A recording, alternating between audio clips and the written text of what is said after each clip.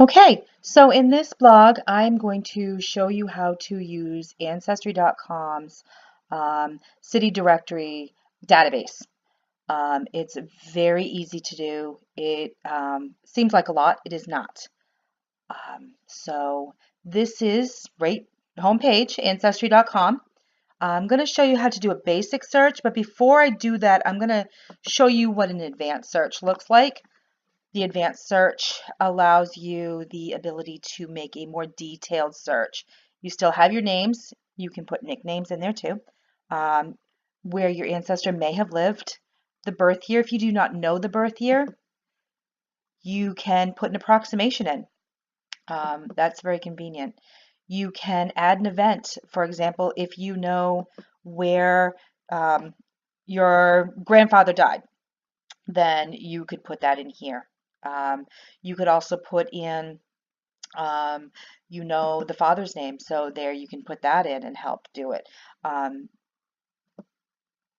you can also go down here and click, sometimes it doesn't say the United States, sometimes it says other countries.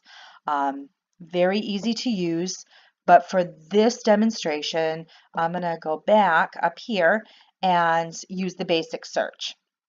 Okay, so I'm going to put in my grandfather's name because that's my name.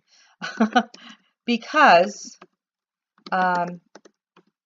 it's relatively recent.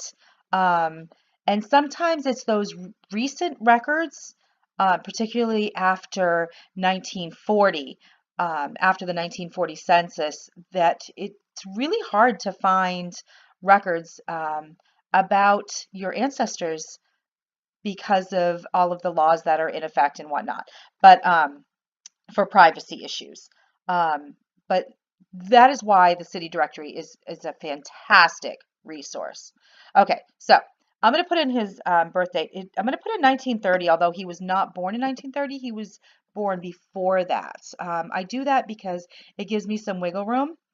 Depending on when a census was, not a census, when the directory was taken and things like that. I'm going to put in Cumberland County because I know that that is where he lived his teenage and adult life. There he is, Cumberland County, Maine. I'm going to hit search. Okay, so this is a lot. If you're looking at this for like the first time, you're like, oh my goodness gracious. Try, before you get overwhelmed with everything you see here and the 193 pages it has, don't freak. You look over to your left and we're going to look at this. And we're going to come down here to directories, the membership lists, and you're going to see that there are over 2,000 of these hits alone. 2,000. I have zero interest on looking and clicking on every single possible hit to try and find my grandfather in directories, in US directories. So I'm going to go up here and I'm going to adjust my search. And I'm going to take his first name and make it exact. And I'm going to take his last name and make it exact. I'm going to leave his birth date, but I'm also going to move the place to Cumberland County. Here it says all collections. I'm going to move this down to the United States because I do not want any hits from other countries. Let's see what this does. Wow, that's huge. So now we're at 16 total hits. We're down here to directories and membership list, 9 total. That is a huge difference and far more manageable. Okay, so we have 9 hits total. We have 1 in telephone directories. I'm not interested in that. It's a little bit too new for what I'm looking for. So there's also the school lists and yearbooks, and that is a great directory.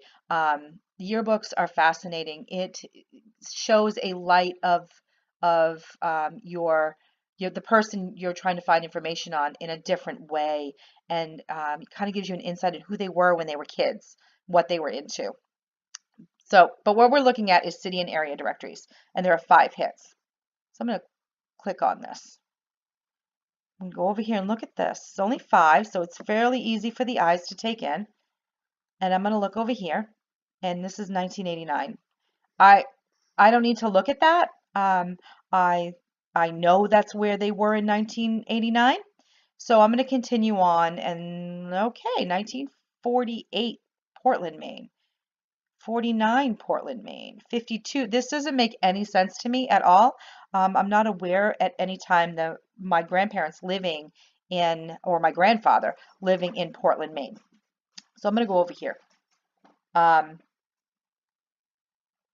I'm going to hover over this.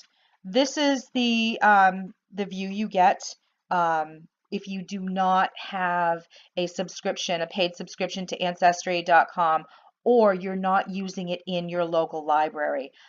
Most libraries have a library subscription for its patrons to use, and which gives them access to images.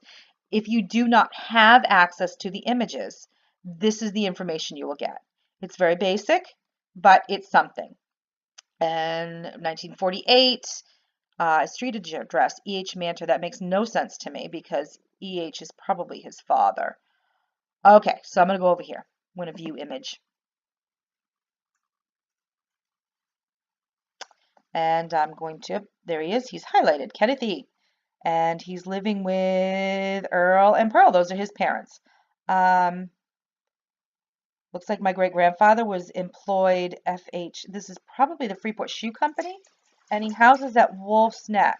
That's strange because Wolf's Neck is not in Portland. I'm going to continue looking at my grandfather. It says he's in the U.S. Maritime Service and he's living with his parents. This is odd because this says it's 1948. And this is after my mom was born. And I was not aware that they lived in Portland or he was in the U.S. Maritime Service at this moment. So this is odd to me. So I'm going to look a little further. Confirm. Yep, this is what it says. 1948 Portland City Main Directory. And I'm going to scroll up and see if I can make more sense of this. And there it is. This is not Portland, Maine. It's Freeport Main Directory. It just happens to be under the Portland directories. And if I look further, look at that. It's 1945 through 1946. So the actual dates this information is taken is 2 years before the publication. So that is something to make sure that you need to look at the whole picture of it and pay attention to the detail. This is a case of if something just doesn't sound right to you, it's not. You may have to look a little bit further. Look at the whole, literally look at the whole picture. And I'm going to go back. So that gave me a little bit more information on how to use on my grandfather while using the U.S. city directories.